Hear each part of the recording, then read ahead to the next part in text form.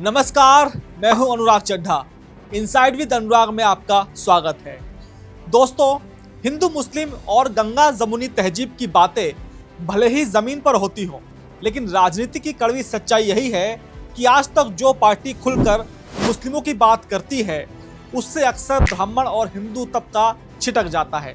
वहीं दूसरी तरफ जो पार्टी प्रखर हिंदुत्व की राजनीति करती है, उससे मुस्लिम वर्ग दूर चला जाता है।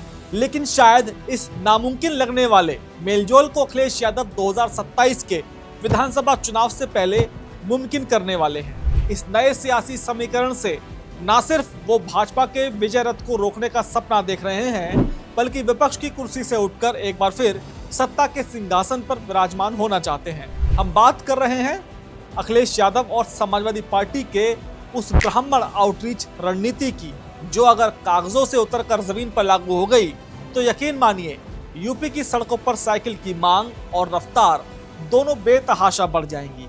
दोस्तों, ऊपर से देखने पर भले ही समाजवादी पार्टी पीडीए यानी पिछड़ा दलित और अल्पसंख्यक के अपने सफल फॉर्मूले पर आगे बढ़ती हुई दिखाई दे रही हो, लेकिन पार्टी के भीतर खाने एक बेहद साइलेंट और समानांतर यानी कि ब्राह्मण प्लान पर काम करना शुरू हो चुका है। पश्चिम बंगाल के चुनाव में ममता बनर्जी के खिलाफ ध्रुवीकरण के हश्र को अखिलेश यादव बहुत करीब से देख चुके हैं। वो समझ चुके हैं कि अगर यूपी की सत्ता में वापसी करनी है तो खुद पर लगे मुस्लिम परस्त राजनीति के ठप्पे को धोना ही होगा, और इसका सबसे अचूक रास्ता ब्राह्मण समाज के विश्वास से होकर गुजरता है। यही वजह है कि अखिलेश यादव अब पूरी तरह से एक उदार हिंदू और सर्वमान्य नेता की छवि गढ़ने में लगे हुए हैं। उनका हाव भाव और राजनीतिक कार्यशैली पूरी तरह से बदल चुकी है। चाहे शंकराचार्य अभिमुक्तेश्वरानंद के प्रकरण में मजबूती से और मुखर होकर उनके समर्थन में खड़ा होना, डिंपल यादव का सार्वजनिक मंचों पर पूरे सम्मान के साथ शंकराचार्य के पैर छूना हो, या फिर केदारेश्वर मंदिर में सहपरिवार पूजा पाठ करते हुए तस्वीरें साझा करना हो, यह सब एक सोची समझी और सदी हुई रणनीति का हिस्सा है। बड़े मंगल पर भंडारा खिलाने से लेकर ज्योतिषियों की सलाह पर अपनी राजनीतिक दिनचर्या तय करने, अखिलेश का यह सॉफ्ट हिंदुत्व प्रयोग बताता है कि वो 2027 के लिए कोई भी कोर कसर बाकी नहीं छोड़ना चाहते। वह भाजपा को उसी के हिंदुत्व की पिच पर यानी कि सॉफ्ट और समावेशी तरीके से मात देने की बिसात बिछा रहे हैं। इस ब्राह्मण प्लान को जमीन पर उतारने के लिए समाजवादी पार्टी के राज्य मुख्यालय पर 17 जून को एक बेहद अहम बैठक बुलाई गई है। इस बैठक में प्रदेश भर के तमाम बड़े ब्राह्मण नेता, वर्तमान और पूर्व विधायक, सांसद और पदाधिकारी जुटे रहे। भले ही ये बात कही जा रही हो कि यह बैठक 5 अगस्त को होने वाली समाजवाद के पुरोधा यानी कि छोटे लोहिया पंडित जनेश्वर मिश्र की जयंती के कार्यक्रमों की रूपरेखा तय करने के लिए है, लेकिन इसके राजनीतिक मायने बहुत गहरे और मारक हैं। जनेश्वर मिश्र का नाम उत्तर प्रदेश के ब्राह्मणों में आज भी सम्मान के साथ लिया जाता है। मुलायम सिंह यादव के दौर में जनेश्वर मिश्र और ब्रजभूषण तिवारी जैसे नेताओं की पार्टी में जो हनक और धमक हुआ करती थी, अखिलेश यादव उसी पुराने स्वर्ण युग को वापस लाना चाहते हैं। 5 अगस्त का यह आयोजन सिर्फ एक श्रद्धांजलि सभा नहीं होगा, बल्कि यह यूपी के ब्राह्मणों के लिए सपा का एक खुला आमंत्रण होगा। यह आश्वस्त करने का मंच होगा कि पीडीए के फॉर्मूले में पी का मतलब सिर्फ पिछड़ा नहीं, बल्कि समय और समीकरण के हिसाब से यह पंडित भी है। अब सवाल ये उठता है कि आखिर यह ब्राह्मण प्लान क्यों? सपा को अचानक ब्राह्मणों की इतनी याद क्यों आने लगी है? इसका जवाब यूपी की डेमोग्राफी और चुनावी गणित में छिपा हुआ है। उत्तर प्रदेश में ब्राह्मणों की आबादी लगभग 13% के आसपास है। संख्या बल के हिसाब से यह भले ही सबसे बड़ा वोट बैंक ना लगता हो, लेकिन राजनीति में इन्हें ओपिनियन मेकर यानी कि माहौल बनाने वाला और किंग मेकर माना जाता है। उत्तर प्रदेश का ब्राह्मण गांवों की चौपालों से लेकर शहर के कॉफी हाउस तक राजनीतिक विमर्श तय करता है। पूर्वांचल से लेकर अवध और बुंदेलखंड से लेकर पश्चिमी यूपी तक लगभग 100 से 115 विधानसभा सीटें ऐसी हैं जहां ब्राह्मण मतदाता हार और जीत का सीधा फैसला करते हैं। जिस तरह प्रदेश का ब्राह्मण झुकता है, सत्ता का सिंहासन उसी के पाले में चला जाता है। आंकड़े और यूपी का राजनीतिक इतिहास इस बात की चीख चीख कर गवाही देते हैं। याद कीजिए 2007 का वो दौर जब मायावती ने दलित ब्राह्मण सोशल इंजीनियरिंग का ऐसा ताना बुना था कि बड़े बड़े राजनीतिक पंडित भी हैरान रह चुके थे। उस चुनाव में बसपा ने 80 से ज्यादा ब्राह्मणों को टिकट दिया और 41 सीटें जीतकर ब्राह्मण विधायक विधानसभा पहुंचे थे।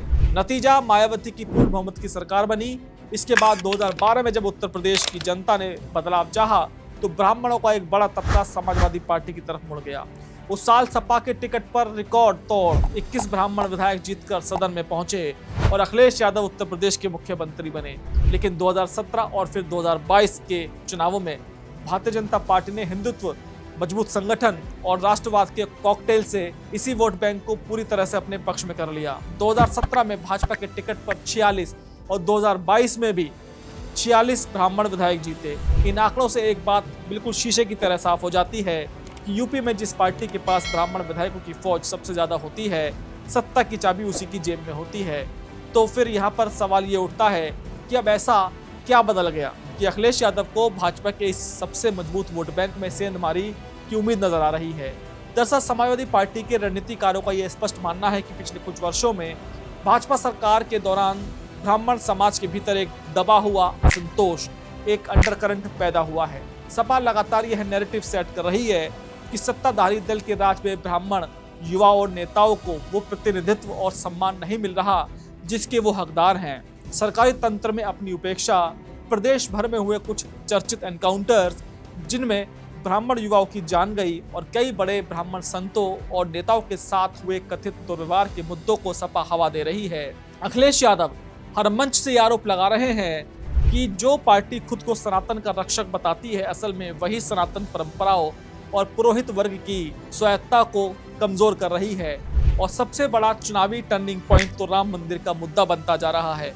2017 और 2022 के विधानसभा चुनाव में जो राम मंदिर भारतीय जनता पार्टी के लिए सबसे बड़ा और अजेय चुनावी हथियार था, आज वही मुद्दा विपक्ष के लिए सत्ता पक्ष को घेरने का जरिया बन चुका है।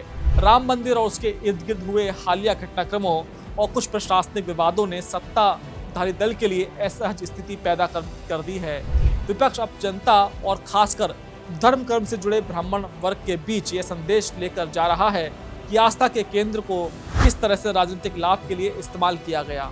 इन तमाम हालिया विवादों ने विपक्ष के हाथ में बैठे बिठाए एक ऐसा मुद्दा दे दिया है जिससे वो भाजपा के कोर वोटर के मन में भी संशय के बीज बोने की कोशिश कर रहा है। अखिलेश यादव की रणनीति बिल्कुल साफ है कि भाजपा को उसी के दाव से मारना। एक तरफ वह अपने पीडीए वोट बैंक को बूथ लेवल तक मजबूत कर रहे हैं, तो दूसरी तरफ ब्राह्मणों और स्वर्णों के उस धड़े को अपनी तरफ खींच रहे हैं जो मौजूदा व्यवस्था से खुद को हाशिए पर महसूस कर रहा है।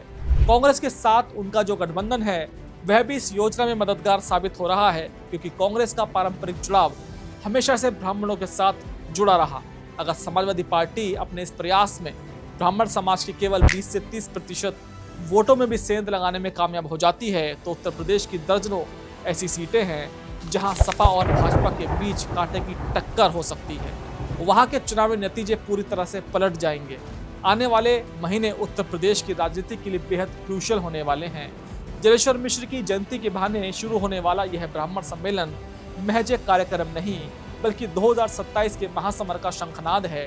यह देखना बेहद दिलचस्प होगा कि क्या अखिलेश यादव का यह नया सॉफ्ट हिंदुत्व और ब्राह्मण आउटरीच भाजपा के मजबूत सामाजिक किले को भेद पाता है या फिर ब्राह्मण मतदाता तमाम नाराजगी और शिकायतों के बावजूद एक बार फिर कमल के साथ ही मजबूती से खड़ा रहता है। दोस्तों, मेरा ये विश्लेषण आपको कैसा लगा कमेंट बॉक्स में जरूर लिखकर बताइएगा। साथ ही साथ मेरे चैनल को सब्सक्राइब करना बिल्कुल मत भूलिएगा। तो आपसे मुलाकात होगी किसी दूसरी खबर के साथ। नमस्कार।